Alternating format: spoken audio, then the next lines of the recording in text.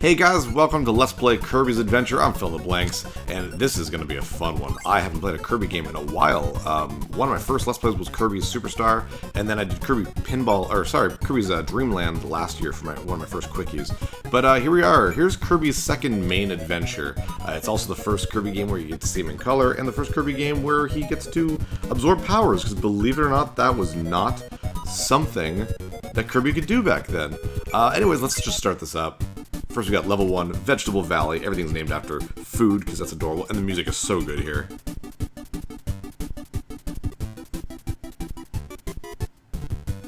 So good, so good. So here's like the world map kind of thing. Kirby games would do this for a while, especially later on, where instead of an actual world map, you'd get like kind of an actual walkabout world, and each level is like a doorway sort of right here. So yeah, let's go in. Yeah, this is Kirby's only adventure on the NES. I believe the NES is the only Nintendo system where Kirby only has one game. I think every other system has at least 2 Kirby games on it. I'm not 100% sure on that, but I think the Wii U is the only other one with only one. That's Kirby's Rainbow Curse. It's like the DS had like 3 or 4, and the 3DS had a couple, so... anyways, so we got our first power, Beam. Beam is like the iconic Kirby power, I think. That and Sword now. Sword definitely became super iconic, but Beam was like one of the first ones. In this Kirby game, unlike in other ones, especially Kirby Superstar, you only get one kind of use of each power. Like, Beam just does this. You can't like run and do a different beam. You can't like jump and get a different power. It's just this. It's just Beam. So... you might be wondering, too, if you know anything about Kirby, why I'm doing this version of Kirby's Adventure for the NES instead of the, admittedly superior version. Oh, by the way, you press select and you can lose your power on purpose, or I can get hit and I can lose it too, and there's fire. Which you cannot turn into a fireball with. That's a completely different power.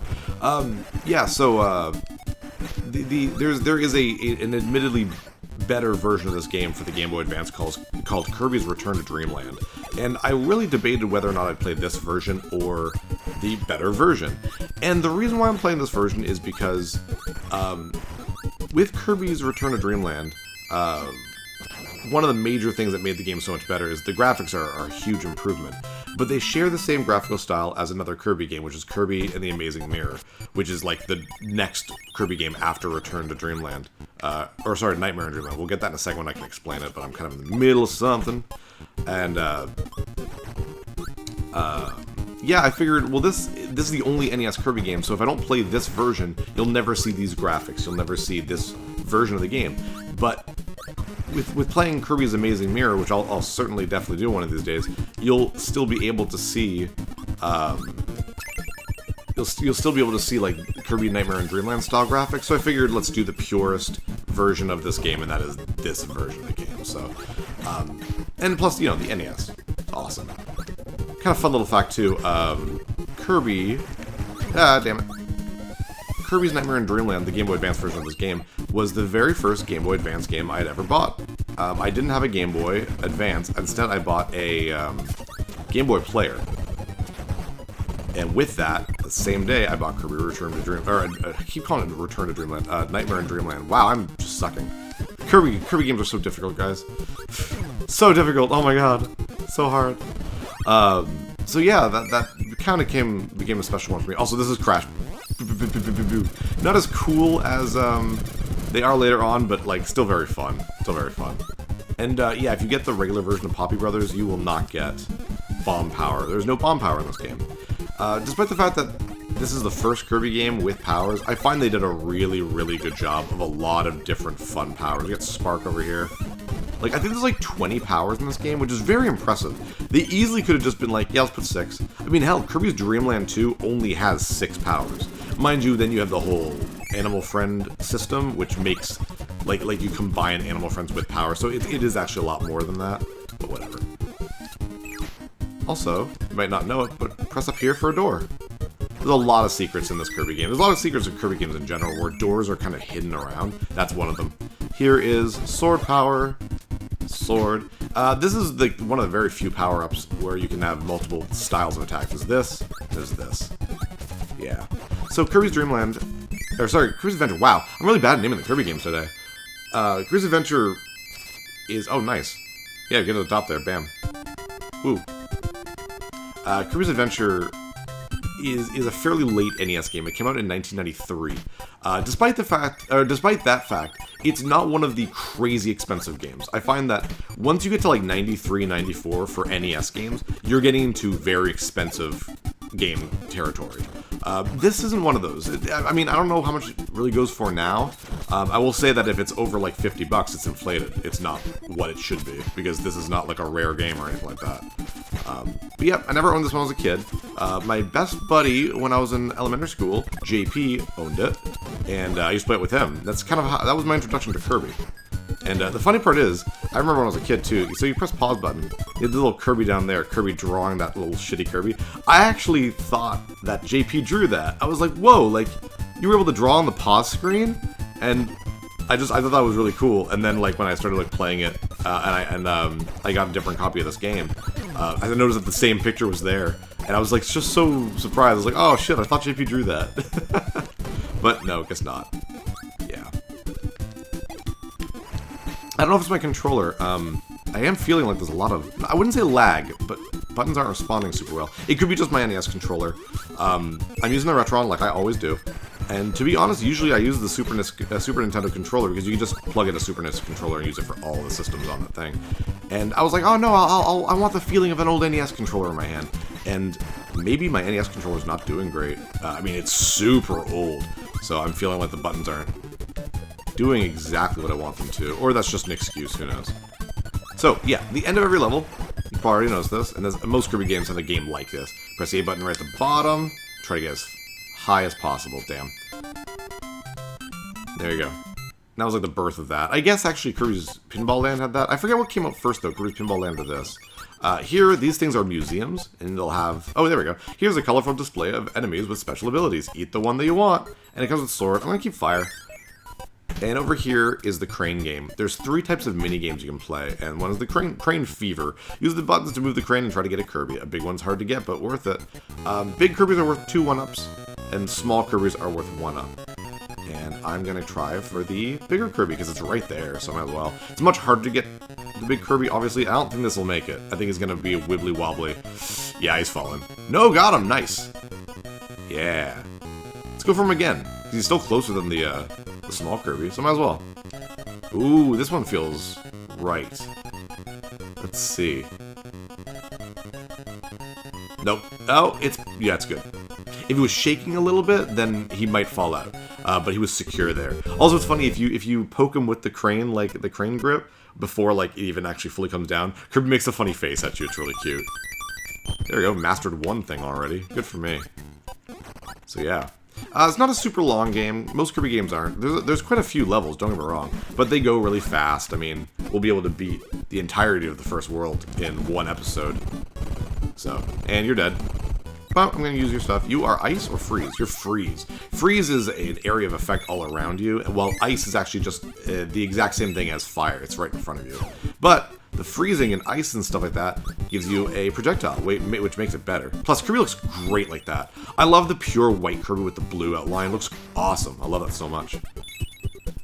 In later Kirby games, or actually not in a lot of them actually, but in Kirby and the Amazing Mirror, you can actually find spray paints to color your Kirby, and I love that. It's one of my favorite things about that game, where you can get different colors for Kirby's. I'm gonna get Needle here.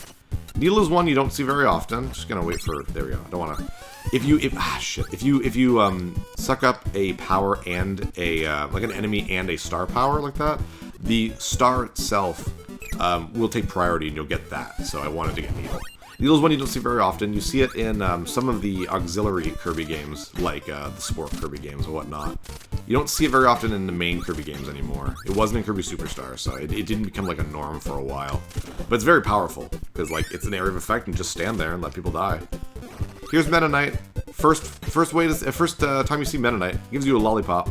Yeah. Super duper hyper Kirby. Kill everything with my Sugar Rush. The little panels down there with the artwork, when I was a kid I used to draw them. Because there's one for every power, and they're always super fun. And it actually bothers me that you don't see them in the Kirby games anymore. See them in this, see them in Kirby Superstar, and then like a couple other ones, but like that's it. And they're so unique and fun, and I can't believe that's one of those things that hasn't come back. It's kind of bullshit, really. Like, they're so cute and adorable. So, anyways, here's the first boss, and you guys know who it is. Of course, it is Wispy Woods. And bosses get... I'm just going to stand up here. Bosses get super easy in Kirby's Adventure because of the powers, especially Wispy Woods, where I literally just do this.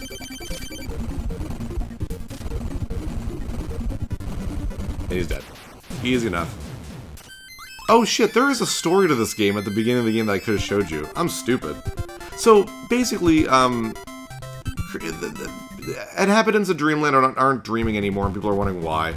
It's because King Dedede took the Star Rod from the Fountain of Wishes, or Fountain of Dreams, I forget what it's called, which, yes, is the level from Smash Bros. Melee, it comes from this game. But he broke the Star Rod into, like, 7 pieces or whatever, and gave out to his henchmen, like Wispy Woods and all that. And now people aren't having dreams. So now Kirby's all like, that sucks. I like my dreams, so I'm gonna go beat the shit out of King Dedede. So that's the story, basically. I can't believe I skipped that. I'm sorry, guys. Here's Parasol. Parasol's a fun one. So you do that, and then you just like... Oh, come on. Oh, you can't go down those? Really? There we go. You just float. It's just cute. Plus, it's a barrier up above, so like a coconut tries to fall on you, you'll be fine. Like this. Whoop. But they land careful, because that explosion is pretty crazy. But yeah, like I was saying, Kirby's Adventure is a fairly late NES game. But to be honest, it's not a graphical powerhouse. This is a fairly standard-looking game. For that time, it doesn't really stand out all that much. It's very colorful, don't get me wrong. Screw it. Oh, it came back. Nice. Oh, well, there it goes again. Hey, it came back. Oh, there it goes.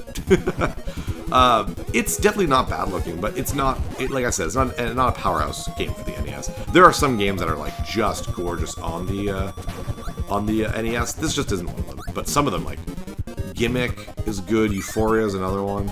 I'm trying to think of other ones. Ooh, Twister. Or Tornado in this game. It's called Twister later on, but this is one of my favorite power-ups. Yeah. You control how high you go by holding B. That's kind of cool.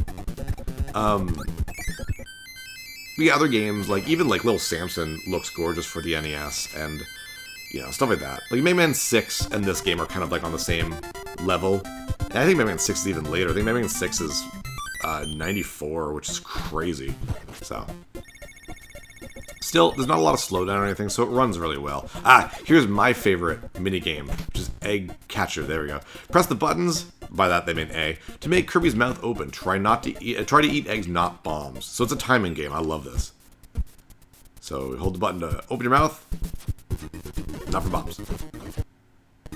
Whoa, that was weird. I wonder if that's the Retron. Yep, it's gotta be. Oh, jeez.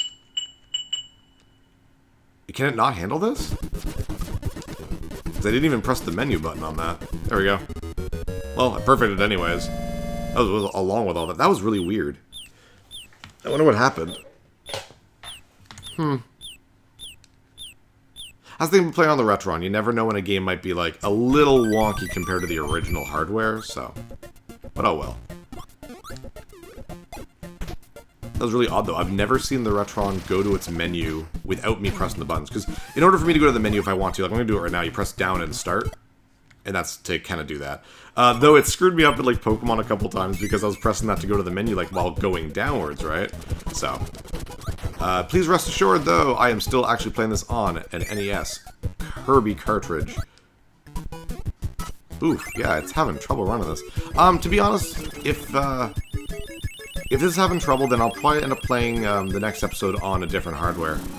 Because I also have this, the Kirby collection for the Wii, which I can play on the Wii U, which does have Kirby's Adventure, I believe, on it, so no worries whatsoever. Another one of my favorite powers. Wheel. Oh, well, that'll work. Oh no! It won't work! Come on. Ball over. There we go. And boom! Everyone loves his power. Wheel man. Look, check this out. Yeah, that's right. Super fun. Super cool. Careful while turning around. You are not invincible when you turn around. You're only invincible when you're going forward because you're flashing. So that skid animation, you're not invincible for that. So be very careful. Super fun level, though. Oh, I missed that one. I think yeah, that was bad. That was bad. Oh, well. Can't always be amazing. Oh, crane game. Let's crane game it up. See if I can get the big ones again. Ooh, he's from far. Oh, that's not too bad. Okay, let's go for the big one. That one feels good. Yeah, that one feels real good. Come on. Yeah, nice and secure. Gotcha. The little one's easy to get. Like, there's no challenge whatsoever. Oh, speaking of challenge, let's go for it. There we go. That one, yeah, that one feels good too. So I think each of like the different styles of animation just has a different like how long it'll last in the thing. Yeah, that's nice and secure, man. Look at that! Look at that! Jeez, this was a lot harder when I was a kid.